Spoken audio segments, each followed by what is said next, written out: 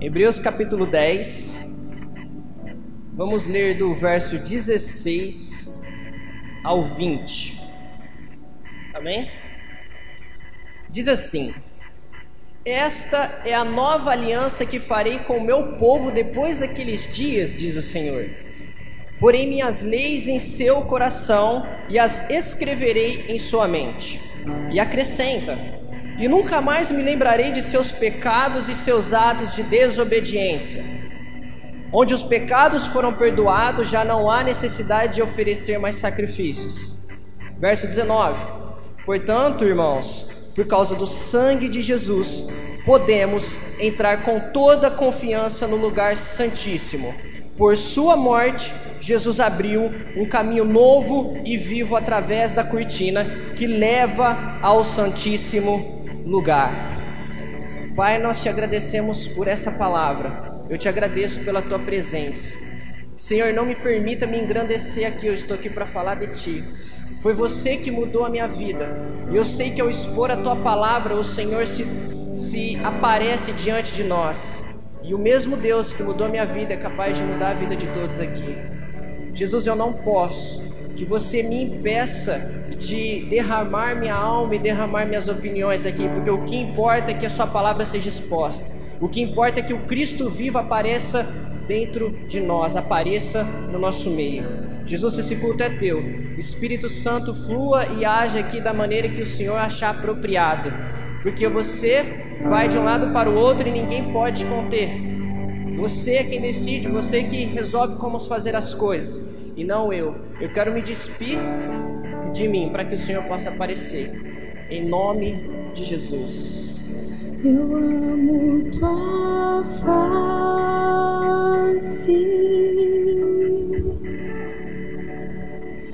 amo os teus beijos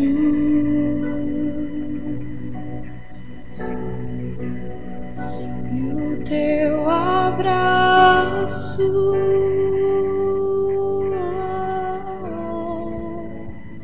Amo tua presença. Aleluia. Eu acredito aqui que todo mundo tem uma noção, uma certa noção de que você pode orar e Deus pode te ouvir, certo? Você tem uma certa noção, você provavelmente já nasceu sabendo que você pode adorar, que você pode em qualquer momento falar com Deus e Ele pode te ouvir, não sabe isso? E Ele pode até te responder, não é verdade? E por causa disso, às vezes nós tratamos como algo natural e costumeiro aquilo que é um grande privilégio e aquilo que muita gente não teve, pois esse privilégio nós podermos orar, adorar, nos entregar e entrar num ambiente profundo em Deus é algo que nós temos, mas que por muito tempo as pessoas não tiveram.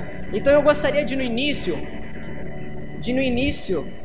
voltar um pouco na história e mostrar para vocês como que tanta gente não teve isso que nós temos hoje, para que nós possamos então voltar a valorizar esse momento, porque eu acredito que quando a gente vê aquilo que muita gente não tem, a gente começa a valorizar aquilo que a gente tem, não é assim?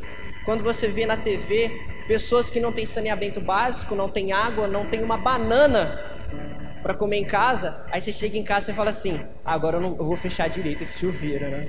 Você começa a valorizar. Aí você deixa de deixar a banana estragar na fruteira, porque você entende que aquilo que você tem é algo extremamente precioso. Hoje eu gostaria que nós possamos valorizar e entender o quão precioso é esse momento, e que no final nós possamos voltar com o coração sedento e prazeroso para Deus nesse secreto. Amém? Deus criou Adão e Ele cria o homem, na verdade, para esse relacionamento. Ele cria o homem para que o homem tenha um contato e um relacionamento contínuo e profundo com Ele. Porém, desde o início, Adão e Eva pecam. Lá no início, Deus visitava eles na viração do dia, mas por causa do pecado, o homem perde esse contato. Por causa do pecado, o homem perde esse relacionamento, essa aproximação com Deus. E o homem se distancia de Deus, perde essa intimidade. Mas desde então, Deus não se aquieta. Ele já começa a trabalhar para refazer esse contato conosco. E logo com Moisés ele disse assim, em Êxodo 19: agora, Moisés, se vocês ouvirem a minha voz e obedecerem a minha aliança, serão como um tesouro pessoal dentre todas as nações. Vocês serão para mim um reino de sacerdotes e uma nação santa. Aqui o sacerdócio ainda não tinha sido levantado. E quem seriam os sacerdotes? As pessoas que então começariam a ter novamente um relacionamento com Deus. O homem tinha perdido, o sacerdócio seria levantado para isso, para voltar a ter um relacionamento com Deus. Deus tira Moisés e todo o povo hebreu do deserto, e ele faz uma aliança com Moisés e Arão. Moisés então se torna o legislador, e Arão se torna o sacerdote. Deus faz uma aliança com Arão, e ele diz assim: da sua descendência, Arão, todos serão sacerdotes. Da sua descendência serão sacerdotes. E Arão era de qual tribo? Da tribo de Levi. E Deus estabelece então a tribo de Levi com esse grande privilégio, para ter esse relacionamento com Deus. A tribo de Levi, quando eles vão entrar em Canaã, eles repartem as terras em 11 tribos, mas vejam, eram 12. Os levitas, a tribo de Levi, não recebe nenhuma herança geográfica nessa terra, porque Deus diz assim: vocês não receberão nada nessa terra, a sua herança sou eu. A herança de todas as 11 tribos tinha algo a ver com o terreno, tinha algo a ver com o passageiro, mas aqueles que foram escolhidos para ter um relacionamento com Deus, eles recebem uma herança eterna, eles recebem uma herança que não é passageira. E esse é um grande privilégio. E quem entende quem Deus é, entende que tem tudo nele, e não precisa de nada além daquilo que ele te dá. Amém? Deus então ele passa uma ordem e fala assim: agora vocês vão levantar um tabernáculo. E os levitas vão servir nesse tabernáculo. O tabernáculo então era uma grande tenda, o qual somente os levitas trabalhariam. Somente uma tribo trabalharia. Somente uma tribo das 12 foi sorteada, foi privilegiada a ter esse contato com Deus. Veja, isso que nós temos hoje, não tinha naquele tempo. Você tinha que ser um levita. E dentro do tabernáculo nós tínhamos primeiro os levitas. Os levitas, eles trabalhavam no ambiente externo, num ambiente que não tinha teto, onde tinha somente o lavatório e o altar do holocausto. Os levitas, então, eles eram os músicos, eles eram os porteiros, eles eram os poetas, eles limpavam o templo, eles cuidavam dos utensílios e eles até profetizavam ao povo. Eles faziam muitas coisas. Porém, os levitas, eles ministravam a nível de pessoas. Eles não poderiam ministrar a Deus. Eles ministravam horizontalmente. Eles não ministravam verticalmente. Agora, dentre os levitas, tinha um grupo mais seleto, que eram, então, os sacerdotes. Os sacerdotes, eles eram os mais consagrados. Os sacerdotes, eles tinham que fazer uma série extensa de preparação para poder ministrar a Deus. Eles se ungiam, eles usavam vestes santas, eles não poderiam ter defeitos físicos para serem sacerdotes.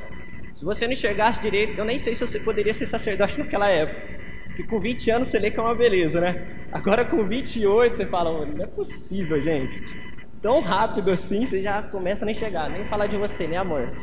Nem falar dela. Ela tá com uma lente ali que você nem sabe, monstruosa. E os sacerdotes, eles eram esse grupo seleto, que tinha que fazer uma série extensa de preparação, de purificação e santificação para poder ministrar a Deus. Eles que ofereciam a oferta.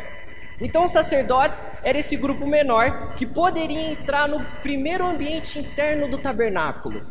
Eles poderiam entrar naquele lugar que nós chamamos de lugar santo. E ninguém, senão os sacerdotes, poderiam entrar lá.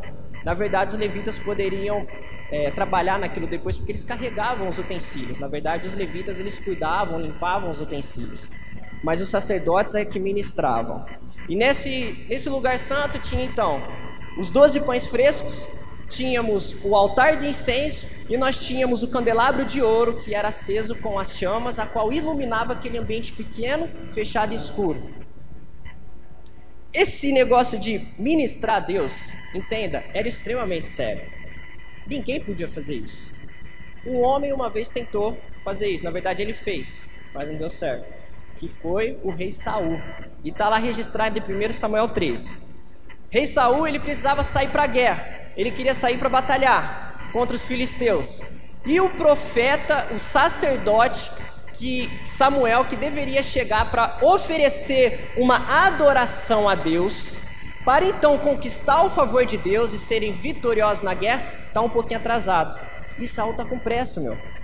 Aí o que Saul faz? Ele vai lá, pega o holocausto e oferece em adoração a Deus. No pulo, cara, Samuel chega. Aí Samuel chega e fala assim: cara, o que você está arrumando? Aí Saul fala assim: não, pode ficar de boa, já fiz aqui o negócio, ó, agora é só ir. Aí Samuel fala o que pra ele? Você agiu como um tolo, mano. Isso aí não é pra você fazer. Hoje Deus estabeleceria o seu reinado perpetuamente, mas por causa dessa atitude, ele já escolheu outro em seu lugar segundo o seu coração. Entenda, você não poderia adorar do jeito que você quisesse, no momento que você quer, aqui na igreja, na sua casa. Não, tinha um lugar estabelecido, o tabernáculo. Tinha uma pessoa que deveria fazer isso para você. Você não tinha essa liberdade. Hoje, se Saul não tivesse feito isso, talvez hoje nós cantássemos Jesus, filho de Saul, em vez de Jesus, filho de Davi. De tão sério que é isso. Entende o privilégio que você tem? Agora, além dos sacerdotes, nós tínhamos o sumo sacerdote. Esse cara era tão top que ele andava com uma plaquinha de ouro na testa escrito Santidade ao Senhor. Imagina esse cara chegando na igreja. Fala: meu Deus do céu, não vou pregar não, quem prega aqui é você. Não, eu fazer o louvor, misericórdia. Você tá com uma placa de ouro escrito Santidade ao Senhor. Tem que ser. O sumo sacerdote, ele tinha um processo ainda mais intenso de purificação e de santificação. Porque o sumo sacerdote era o único cara que poderia entrar no lugar mais guardado no tabernáculo, no lugar mais poderoso do tabernáculo, que é conhecido como o Santíssimo Lugar, o Santo dos Santos. Para você ter uma ideia, o sumo sacerdote não poderia andar com o cabelo desarrumado em nenhum momento. Ele só poderia se casar com uma mulher virgem. Ele não poderia entrar em nenhum lugar que havia um defunto. Ele tinha uma... Cara, se você ler o livro de Levítico, eu te garanto, você vai cansar de tanta coisa que ele tinha que fazer. Agora imagina você ter que fazer. Se de ler você já cansa um pouco, imagina você ter que fazer. Cara, não era fácil. No Santíssimo Lugar, era o lugar onde a presença de Deus se manifestava de maneira mais palpável. A presença transformadora, cheirosa, bela, gostosa, aquela presença a qual você não quer mais sair, sabe? Era isso que acontecia no lugar santo. Mas veja, para o sumo sacerdote entrar no lugar santo, ele usava sineta, ele tinha sinetas em suas vestes. E diz o historiador Flávio Joséfo que eles amarravam o sumo sacerdote na cintura quando ele fosse entrar lá. Ah, detalhe, ele só poderia entrar lá uma vez por ano, ok? Então quando ele fizesse essa série extensa de purificação, santificação e fosse entrar, o pessoal amarrava ele na cintura e ele entrava. Porque se as sinetas parassem de tocar, significava que ele morreu naquele lugar, porque ele não entrou da maneira devida, porque ele não entrou da maneira pura e santa que ele deveria ter entrado. E como ninguém poderia entrar naquele lugar, as pessoas puxavam ele pela corda. Imagine. Era algo extremamente especial. E o que separava o santíssimo lugar, entenda, do santo lugar, era apenas um véu. Mas veja, eu não sei o que vocês pensam de véu, porque quando eu falo véu, eu penso naquele véu de noiva, que você até vê do outro lado, né? Bem fininho. Mas esse véu aqui, ele era na verdade 3 camadas de tecido. E nesses 3 tecidos, eles eram bordados, e eles eram trançados. E o historiador Flávio Joséfo diz também que ele tinha 12 centímetros de espessura. Diz a tradição que se você amarrasse um cavalo de um lado e amarrasse o outro pedaço do véu com outro cavalo e eles puxassem em direção opostas, esse pano não se partiria. Aqui a gente tem 2 homens fortes. Tem o Lindomar, forte. Tem outro homem forte aqui? Leandro é fartão, hein, Leandro? Cara, se você pegasse o Leandro e o Lindomar e falasse, por favor, parta esse véu, cara, nem se colocasse mais o Paulo e o Ricardo cada um, não partia esse véu. Era extremamente rígido, era extremamente grosso. Já tentou rasgar um pano torcido? Não é fácil, né? Mas, até que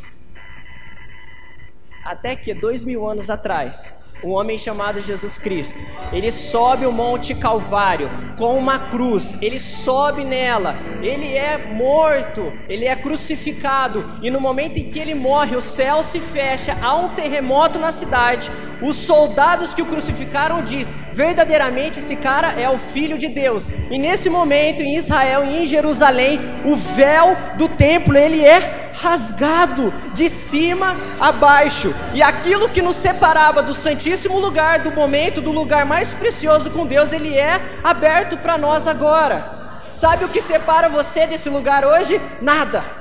Jesus abriu para que você entre lá. Jesus abriu para que nós possamos entrar naquele lugar mais seleto, mais especial. E nesse momento começa então uma nova aliança, começa então uma nova forma de relacionamento.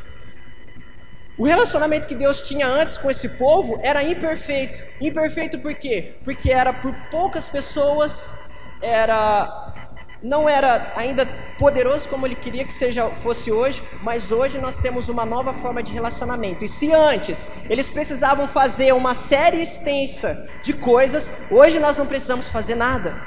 Entenda, naquela época havia vários requerimentos, hoje só existe um requerimento. Antes existiam muitos requerimentos para uma pessoa, para o sumo sacerdote. Hoje só existe um requerimento para todos nós, Jesus Cristo. Se você quer entrar no lugar santíssimo, você precisa de Cristo.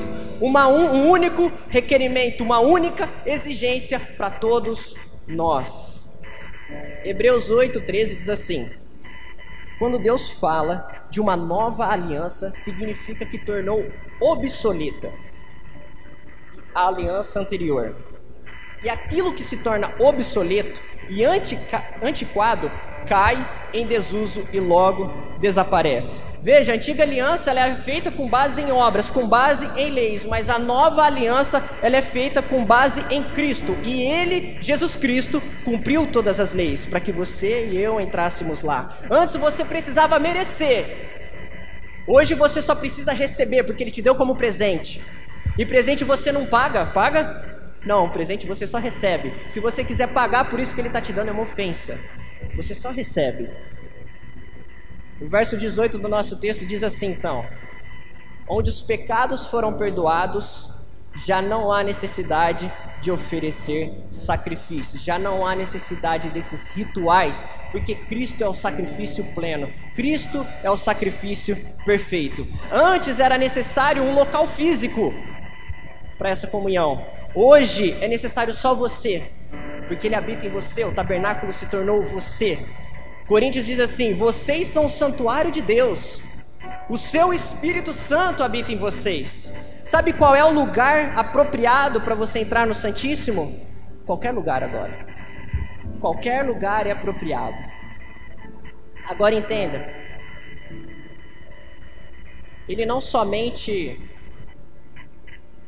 Jesus Cristo não somente aproximou uma pessoa de um Deus. Jesus Cristo não somente aproximou a humanidade de um Deus. Jesus Cristo nesse momento ele reaproxima, ele reconcilia o filho de um pai. Jesus é o primogênito perfeito.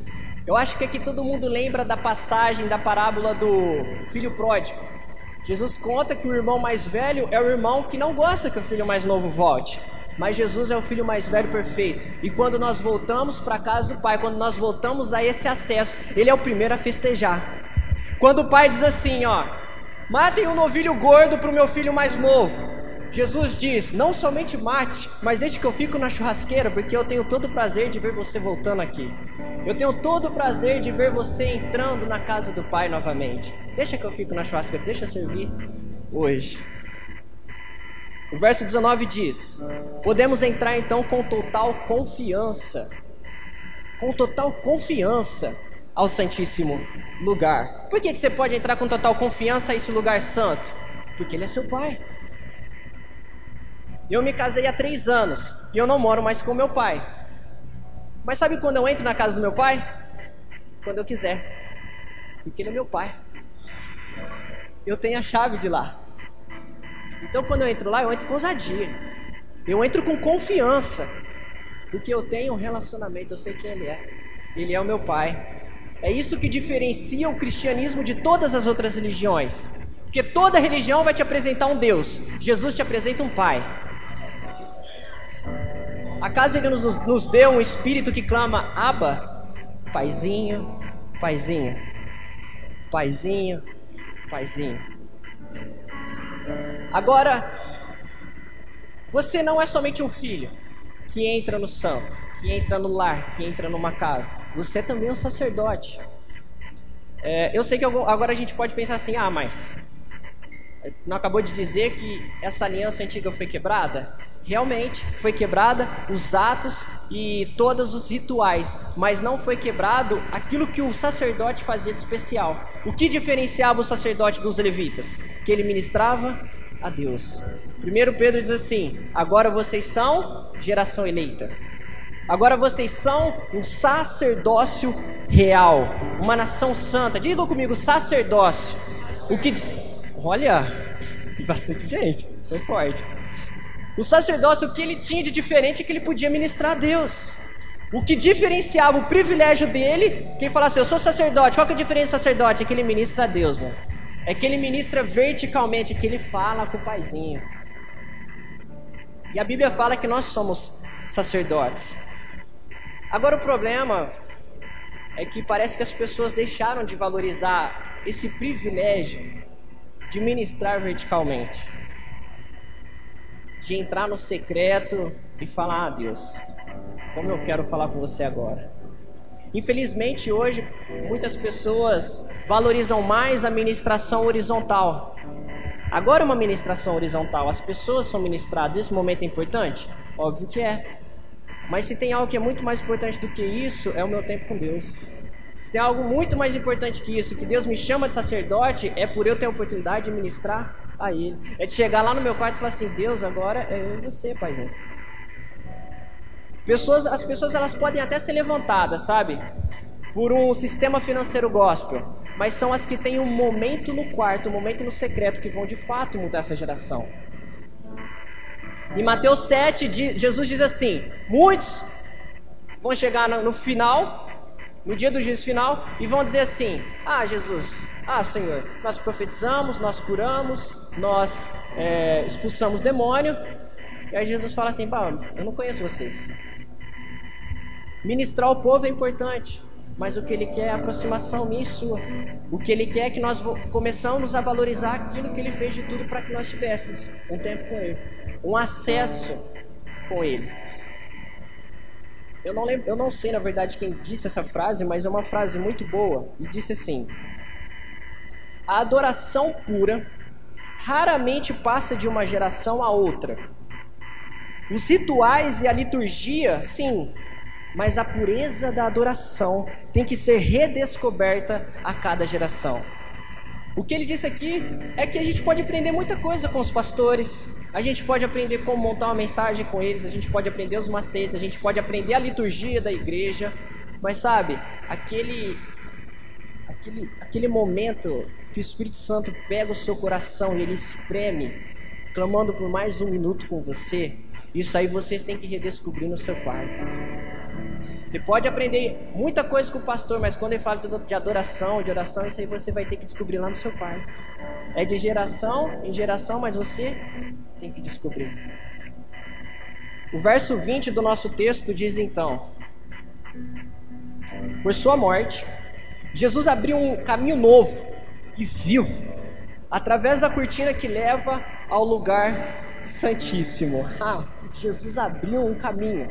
Entenda, veja, você está numa floresta, imagina você está numa floresta ou num bosque e você quer passar num lugar estreito, mas você não está preocupado se alguém vai passar atrás de você. Então você espreme os galhos de um lado, as folhas de outro, você passa ali espremido e pronto. Mas se você quer que outras pessoas passem onde você passou, você tem que fazer o quê? Abrir um caminho, você tem que demarcar um território. E é isso que Jesus fez, ele não passou pelo caminho, ele abriu um caminho. Isso dá a ideia sempre de que ele é um precursor, ou seja, ele vem antes, ele dá origem, e sempre significa que o restante da companhia está vindo depois. Ou seja, Jesus, quando ele rasga o véu, ele abre o véu e ele fala assim: eu estou esperando vocês passarem por aqui também, eu estou esperando vocês virem no lugar santo dos santos, naquele mais profundo que o meu Pai tem para vocês. Ele não passa sozinho, ele passa e clama para que você e eu passemos também. Amém? Como sacerdotes, nós temos esse privilégio e nós temos essa necessidade de redescobrir uma intimidade com o Pai, com o nosso Deus. Eu tenho aqui, na verdade, eu anotei 3 fases na vida que a gente passa nesse secreto, nesse momento de adoração, nesse momento de oração, nesse momento de rendição, de louvor. Eu acho que muitas vezes os pastores já disseram aqui, e às vezes a gente acha até meio chato, né? Tem que ficar no quarto. Mas a gente começa. E a primeira fase disso é a fase da obediência, né? Eu não vejo graça, eu não vejo sentido, mas o pastor fala que é bom a gente fazer isso. Então vamos pela obediência, né? Vamos lá, vamos se esforçar. Mas depois que você começa a fazer, entenda, você entra para a segunda fase, automaticamente, que é a fase do hábito. Tudo que você começa a fazer se torna um hábito. Agora entenda, hábito você não cria, hábito você troca, porque o nosso dia já está cheio de hábitos, e você não vai acrescentar 1 hora a mais no seu relógio, você vai ter que trocar um hábito,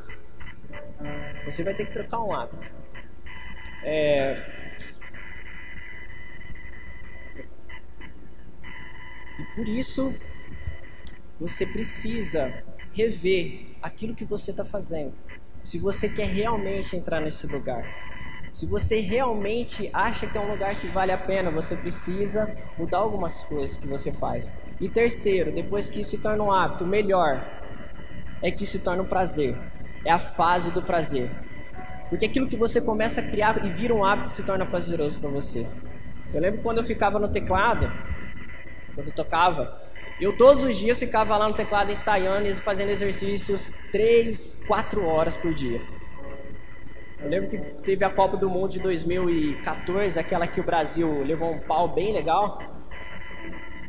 Tava tendo os jogos da fase de grupo, acho que foi Brasil e Nigéria. A Larissa estava lá em casa e eu estava exercitando o teclado. Por quê? Passou de hábito e já era prazeroso para mim. Eu gostava. E quando eu fui para a área da palavra, eu troquei o meu hábito. Eu não criei um hábito, porque não tem como você criar, então eu troquei. Então eu parei de ficar 3, 4 horas no teclado e eu comecei a ficar 3, 4 horas lento, estudando, orando, buscando. Mudei o meu hábito. Isso tornou prazeroso para mim. Eu lembro quando eu andava de carro e fazia faculdade, poxa, já faz uns 6 anos atrás, né? Eu falo, meu Deus, eu tô velho pra caramba. 6 anos que eu já fiz a faculdade. Que conversa de gente velha, eu penso. Eu achava legal quando eu falava, eu tô na faculdade, né? Agora eu falo, 6 anos, eu falo, nem vou falar que faz 6 anos, né? Deixar o pessoal achar que eu tenho 21. Eu lembro que eu ia de carro pra faculdade, eu ouvia um louvor, e geralmente eu colocava o louvor que mais estava falando comigo. E algumas vezes eu lembro de já ir chorando pra faculdade. Eu lembro de parar o carro ali 1, 2 quarteirões e não conseguir descer do carro. Porque eu tava ali. Eu tava ali num lugar santíssimo. Que Jesus tinha aberto para mim, que Deus tinha aberto para mim. Eu lembro quando, nessa época eu também namorava, e de sexta-feira era o dia de passear, né? Meu lanchinho com a namorada. E, cara, quantas vezes eu chegava assim 6, 7 horas da noite e eu queria sair, mas o meu coração ficava tão apertado porque era o momento de eu estar orando no quarto. E eu falava assim, meu Deus, eu ia num com o coração no outro. Se eu ficasse também, eu ficava com o coração partido e deixar ela. Era difícil. Foi porque tinha se tornado um prazer para mim. Esses dias que eu estava escrevendo essa mensagem, eu estava na sala com a Larissa, conversando com ela. E, cara, essa mensagem foi falando muito comigo. E, de repente, meu coração apertou assim, me deu um nó na garganta. Eu estava só montando a mensagem. Eu nem tinha pedido para conversar com ele. Mas o interessante é que, às vezes, ele invade, né, o nosso eu. Porque, assim como nós temos acesso a ele, ele também tem acesso a nós. Aí, de repente, ele me pegou e eu falei assim, nossa, eu tenho que ir pro quarto agora. Aí eu nem falei boa noite pra ela. Depois ela chegou me dando bronca lá. Você não fala nem boa noite? É que eu tive que ir pro quarto porque eu tenho outro namorado. Jesus Cristo. Tinha se tornado um prazer. Se tornou um prazer. E a gente precisa de prazer para entrar no lugar mais íntimo. A gente precisa ter prazer. E é no prazer que a gente entra no Santo dos Santos. Em Salmos 14, 2 diz assim: do céu olha o Senhor para os filhos dos homens, para ver se há quem entenda, para ver se há alguém que busque a Deus. Veja só, ele olha para nós lá de cima, buscando alguém que entenda ele. Isso é papo de casal, né? Sabe quando você entra no lugar, você só dá uma olhadinha, não precisa nem sorrir ou nada, é só o olho, a sobrancelha, eu acho, né? Os cílios já falam. Ah, já entendi. Convivência, né? Você não precisa nem esboçar muita reação. Deus olha aqui na terra e Ele busca alguém que entenda Ele. Ele quer isso. Ele está à procura. Às vezes é nós que estamos dispersos, mas Ele está louco por você. Eu já estou encerrando. Nós falamos que nós somos filhos que têm um livre acesso à casa do Pai. Eu tenho ousadia para entrar na casa do meu Pai. Nós somos sacerdotes com o grande privilégio de ministrarmos verticalmente o nosso Deus. Mas quando a Bíblia fala de intimidade, a figura mais extrema que ela usa é a da noiva. E a noiva é a igreja. Quem é a igreja aqui? Vocês são a igreja? O texto que a Bíblia mais revela esse amor de Deus para conosco, de Cristo para a sua igreja, é Cântico dos Cânticos. Cântico dos Cânticos é um livro escrito de Salomão para a Sulamita. Salomão representa Cristo, a Sulamita representa a igreja. Salomão representa Cristo, a Sulamita representa você. O amor que está sendo esbaldado, que está sendo derramado no livro de Cântico dos Cânticos, é o amor que Jesus tem por você. E eu tomei aqui a liberdade de pegar alguns trechos do livro de Cântico dos Cânticos. Do amado para a amada. De Jesus para você. E eu vou ler aqui. E enquanto eu leio, eu quero que você entenda que essas palavras é do seu amado. Apocalipse diz assim: vem, irei te mostrar a noiva, a esposa do Cordeiro. Eu quero que enquanto eu leia, você entenda que essas palavras de amor poético, explosivo, eu não sei quais os adjetivos que nós podemos dar aqui. Entenda que isso é para você.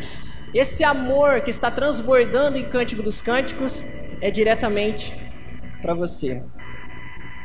Diz assim, a minha versão é a NVT.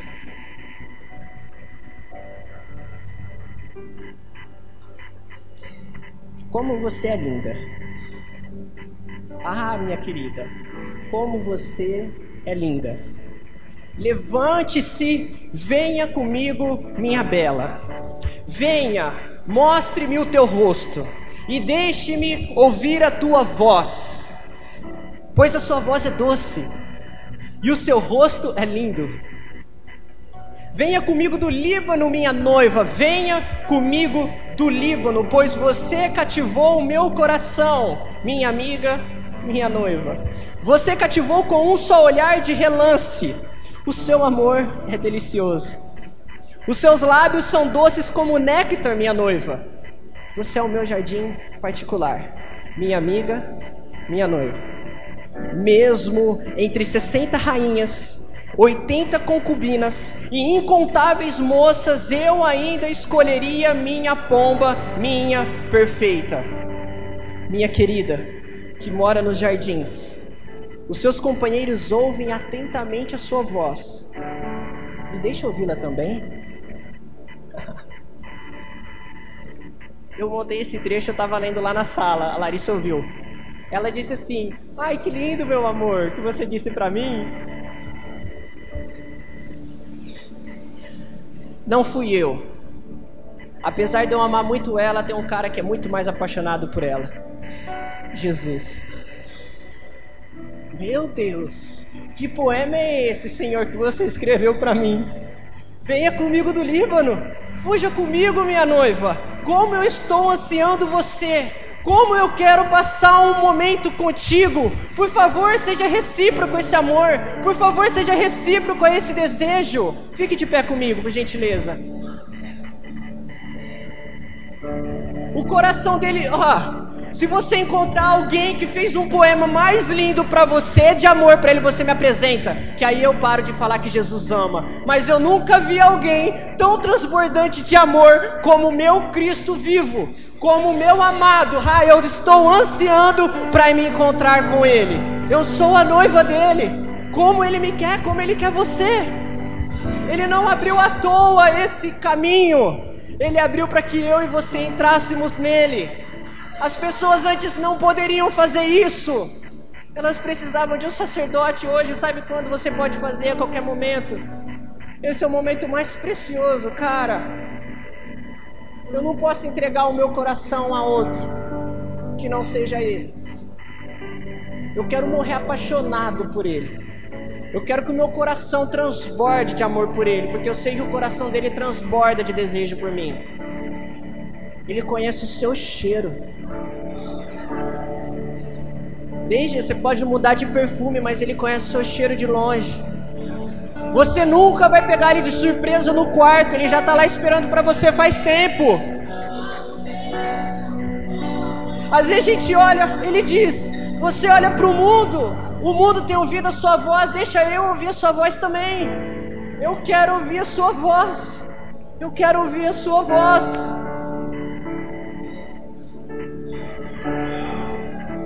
Eu amo tua face,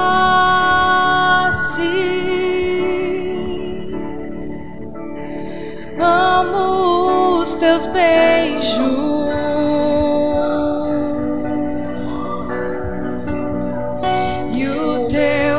Abraço,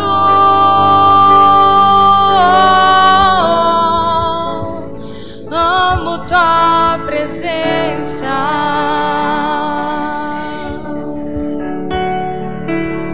eu amo tua face,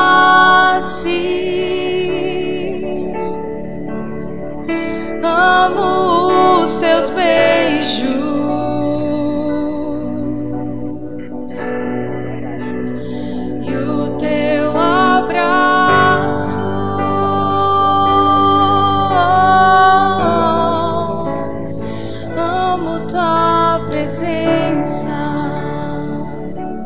Esse lugar está aberto para você.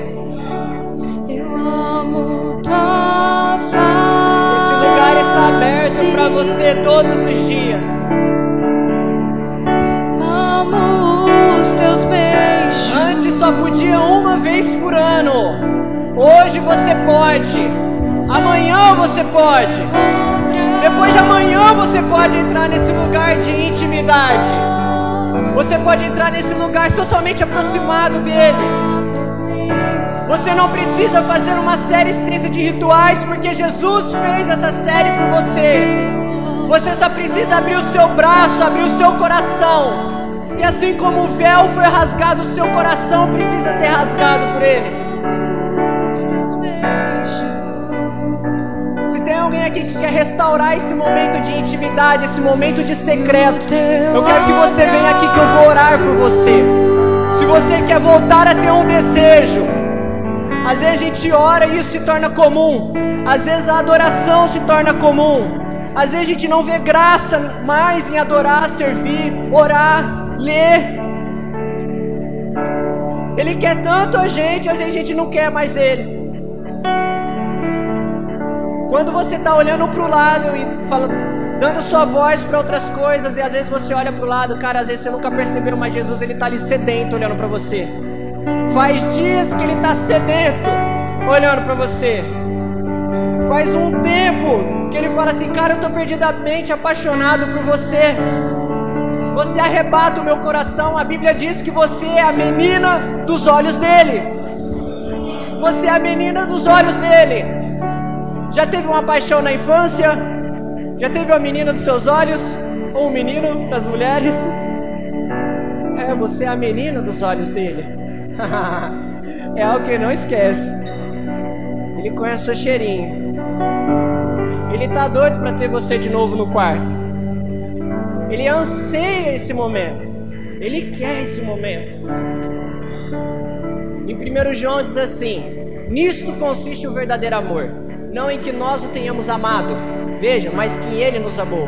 Você pode achar que ama Ele, mas cara, você nunca vai sair vencendo nesse amor. Ele sempre vai te amar